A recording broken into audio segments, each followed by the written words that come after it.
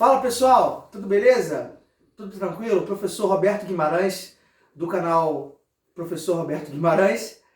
Hoje estamos aqui para falar de um tema muito interessante que trata sobre a xenofobia e o impacto da Covid-19 na economia global. Mas antes de entrarmos no assunto, estamos aqui com o professor Cristiano. Agora é assim, o toque tem que ser assim. Professor Cristiano, professor de Geografia. E dando continuidade aí que o meu amigo de História está falando, a gente vai o quê, pessoal? A gente vai falar sobre essas questões, né? Xenofobia e os impactos aí na economia, não só no Brasil, mas também em território mundial. O meu canal, pessoal, é Professor Cristiano Barros Geografia, ó. Dá o like lá, galera. Isso, não esqueçam, dê o seu like nos dois canais. Estamos aqui nessa aula integrada, tratando de um tema bastante importante e de relevância. Bom, como o primeiro nome, né, o primeiro termo que eu coloquei foi a xenofobia, eu acho que é interessante falarmos sobre xenofobia. Temos observado, o professor Cristiano tem rede social, eu também tenho, que muita gente tem utilizado as redes para atacar o povo chinês por conta da Covid-19. Bom, o que seria a xenofobia? A xenofobia seria uma aversão ao estrangeiro, a um outro povo diferente do nosso. E nós temos visto, o professor Cristiano chegou a marcar, inclusive, algumas publicações de pessoas destilando ódio ao povo chinês por conta do Covid, como se eles fossem responsáveis, o povo chinês, de disseminar esse vírus no mundo todo. E é uma situação muito complicada, gente, porque o professor Cristiano vai falar sobre isso também. O povo chinês é um povo maravilhoso, um povo milenar. Foi na China, professor, que, por exemplo, se descobriu lá a pólvora, né? Por exemplo, foi na China que se inventou o macarrão, os próprios fogos de artifício, dizem que é em própria imprensa, e outras coisas importantes que os chineses legaram para a humanidade, que fazem daquela civilização algo maravilhoso, algo que de fato contribuiu para o desenvolvimento humano. Não é verdade, professor? Com certeza. E a gente falando da questão de localização e orientação, não podemos esquecer da bússola, né? Século XV. Ou seja, o que a galera faz lá? O que os chineses inventam? A bússola, né? Situaçãozinha aí do aparelho, só o ponteiro apontando para o norte, e através desse aparelho aí, as localizações começam a ficar o quê? Começam a ficar mais certas aí. Como meu camarada e grande amigo Roberto falou, a questão da xenofobia, que é aquela raiva, né? Aquela situação de etnocentrismo, o que significa isso? A minha etnia é a superior. Quando outra etnia chega aqui, ó, e capina aí, isso aí vai dar problemática, né? É uma questão mundial, isso não é uma questão brasileira. Nós podemos falar sobre xenofobia na Europa, na Ásia. Sim. E o que vem acontecendo no território brasileiro, pessoal? Nós não podemos seguir esses moldes. A xenofobia, você vai lembrar dessa questão, Roberto, é uma situação que está no território brasileiro há bastante tempo. Você quer ver uma questão de xenofobia que a gente não repara? Todo mundo que vem do Nordeste a gente chama de quê? Paraíba, o carioca, e o paulista chama de baiano. Viu? Isso é uma questão xenofóbica. Isso está inserido na nossa sociedade.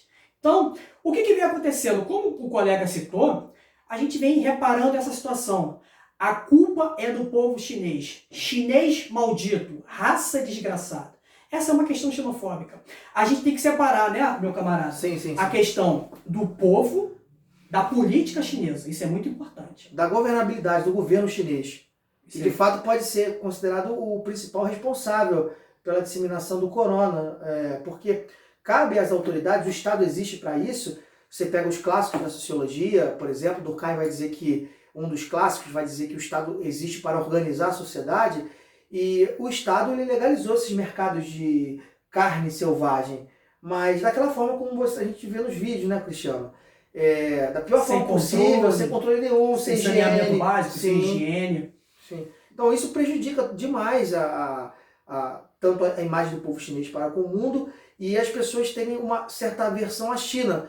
Lembrando que esses mercados eles vão ser legalizados à época do comunismo chinês, o povo passando fome, necessidade, mais de 900 milhões de pessoas. À época, o regime comunista não conseguia, de fato, solucionar o problema da fome, então permite-se a legalização desses mercados. Mas permitir a legalização, tudo bem, mas e aí? E o controle, né, professor? E a higiene, coisa que nós vemos nos vídeos que não existe praticamente. Aí óbvio que isso vai ser um campo fértil para a disseminação de novas doenças, a aglomeração de bactérias, de vírus, etc. e tal. Ainda mais no mundo globalizado, né? As pessoas se movimentam aí de uma forma rápida pelo planeta. Então, esse vírus surge lá na China e ele se espalha rapidamente pelo nosso planeta aí por essas questões de rapidez de locomoção. Por quê? O professor falou de globalização. Gente, uma informação, a China ela é responsável por 1/3 das manufaturas do mundo. Ela é o país líder em exportação de bens de consumo. Então, se ela é responsável por 1/3 das manufaturas do mundo e líder de exportações de bens de consumo, obviamente que milhares de mercadorias chinesas estão aí flutuando por países mais diversos. E óbvio que também a própria troca, como ele comentou, né? É óbvio que esse vírus, ou qualquer tipo de vírus, vai se espalhar, ele vai ser propício a se espalhar por conta desse contato, desse processo. Né? Bom, dito isto, o nosso intuito aqui é mostrar para você que a xenofobia, a aversão ao estrangeiro, a rotular um povo ou alguém, alguma coisa, é algo negativo, não podemos fazer isso. Nós somos seres humanos, devemos respeitar o nosso próximo como a nós mesmos. E agora, deixando um pouquinho o assunto de xenofobia de lado, que é importante iniciarmos o vídeo falando sobre isso, trazendo uma elucidação às pessoas, que o povo chinês é uma coisa, o governo chinês é outra coisa, e cabe ao governo, cabe ao Estado a controlar, a cuidar disso. Por exemplo, se diz hoje, as pessoas podem pesquisar, que a prefeitura de Wuhan, por exemplo, que é onde existe o mercado mais famoso de carne silvestre, omitiu algumas informações. Por algumas semanas. E se de repente se tivesse agido da maneira certa, o impacto seria menor. Mas o si não existe, né? Não podemos jogar pelo si, o si. Deduzir, né? Isso, mas aprendemos com a história. Se formos olhar, por exemplo, a gripe espanhola, que dizimou milhões de pessoas no início do século XX, algumas atitudes foram tomadas ali que deveriam ser imitadas por nós, aqui, por exemplo, nos dias de hoje. Mas, professor Cristiano, é o seguinte, como a aula nossa é sobre a xenofobia e o impacto do Covid-19 na economia, o que podemos falar sobre esse impacto? O que de fato a Covid-19 ou o coronavírus ele tem impactado a economia mundial? Fala pra gente. A questão da China como sendo aí uma economia agressiva, né? A China é uma política econômica agressiva. Sim. O que significa isso? Ela vem crescendo aí de uma forma acelerada. Principalmente pela questão da mão de obra. Sim. Mão de obra barata, população gigantesca. E quando uma economia que está a patamares elevados, ela começa o quê? Ela começa, entre aspas, a sofrer alguma situação negativa, automaticamente vai gerar o quê? Vai gerar ondas. Sim. Vai se espalhar. É só a gente lembrar aí, você de história, da crise de 29, não Sim, foi? claro. Ela acontece aonde? Estados Unidos. Só fica nos Estados Unidos? Não, afeta o mundo todo. Não. Brasil, né, afetado, Sim, era o maior vendedor de café para os americanos. Então nós podemos notar, e eu posso afirmar para vocês, que essa crise que começa lá no final de 2019, na China, essa crise epidêmica, gera aí alguns fatores negativos. Por quê? Entra a famosa quarentena. O que significa isso? Quarentena, a galera trabalha? Não. Não. A galera não trabalhando, automaticamente as produções tendem o quê? Tende a diminuir. Nós teremos o quê? Nós teremos fatores negativos aí. Então, a economia mundial, ela já tinha aí algumas previsões do ano de 2019, que a nossa economia mundial era o quê? Sim, sim. Não ia crescer muito. Sim, já Nós não eram tínhamos boas. aí, não eram boas notícias sem a pandemia. Sim. Ou seja, com a pandemia piorou bastante. Você quer ver uma situação? O mundo era previsto que a economia mundial crescesse cerca de 2,9% no ano de 2020. Esquece, isso não vai acontecer. Não. O Brasil tinha um crescimento de 1,4% ou 1,9%. Isso vai acontecer? Não, também não. E o que vai ocorrer?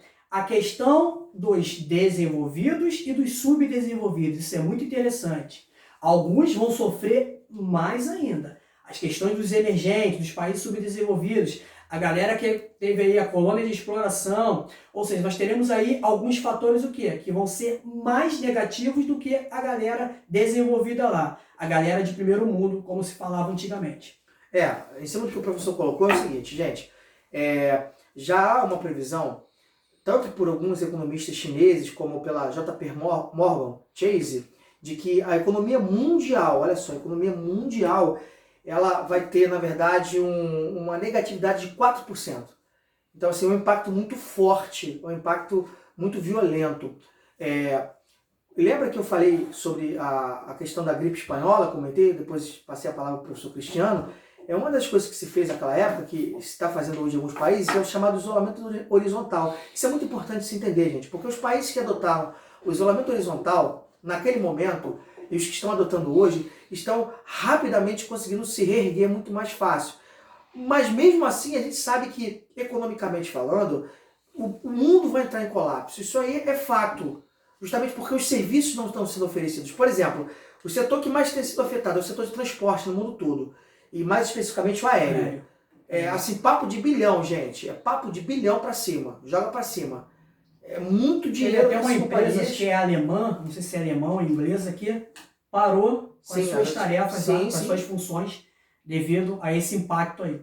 É muito simples, gente. A matemática é simples. Se a economia de um país ela cresce, isso representa o quê? Mais riqueza e mais empregos. Agora, quando a economia ela não cresce, quando ela fica estagnada ou quando há um decréscimo dessa economia, obviamente você tem desemprego, você tem falta de grana, de dinheiro, as bolsas sofrem um baque. Tem economistas, por exemplo, dizendo que as taxas, né, de crescimento elas são menores desde 2006.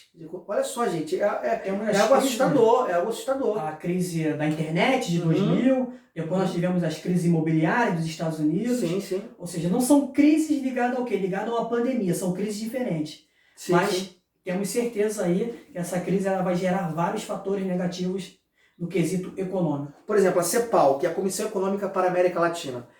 O secretário-geral da CEPAL diz o seguinte, que essa crise ela terá efeito devastador em toda a América Latina. Você tem visto aí, por exemplo, o Equador sofrendo bastante com morte, não tem caixão para enterrar as pessoas. O país vivenciando uma crise muito forte, o país não tem estrutura. A própria Bolívia já disse isso, que não tem estrutura para suportar todo esse impacto negativo que o coronavírus, o Covid-19, tem trazido. Eu tenho um dado aqui, professor Cristiano, que vem do dia 1º de abril deste mês, 2020, né? Que a economia global já encolheu 1%. A previsão é de 4% de regressão da economia. Agora, 1% já... Isso é dado certo, hein, pessoal? Não é porque é 1º de abril, que é o dia da mentira. Isso é dado certo, hein? Agora, professor, alguns países têm adotado algumas medidas. Por exemplo, os Estados Unidos começou a pagar licenças lá. Outro país, como a Nova Zelândia, reduziu juros. Outro, por exemplo, está subsidiando a sua economia através de ajuda. Por exemplo, a Itália está oferecendo aos cidadãos 600 euros. O próprio Macron, na França, também está oferecendo benefícios para a população. Sim.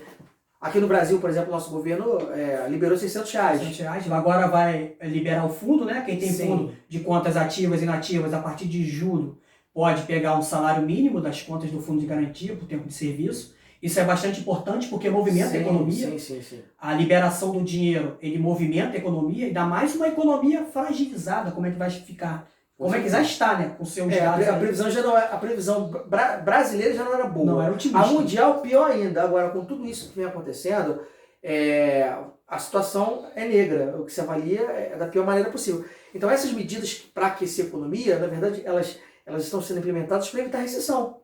Porque assim, estamos à beira de uma recessão econômica. Por isso é o desespero do presidente do Brasil e algumas outras autoridades com essa questão desse isolamento horizontal defendido, principalmente pelos especialistas da saúde, para que não haja uma contaminação maior. Não é mesmo, professor? Com certeza. Bom, gente, eu espero que vocês tenham gostado da nossa aula, do nosso bate-papo, né, professor, sobre a xenofobia e os impactos do Covid na economia global. E não se esqueçam de se inscrever nos nossos canais. Estamos juntos, beleza, gente? Um abraço.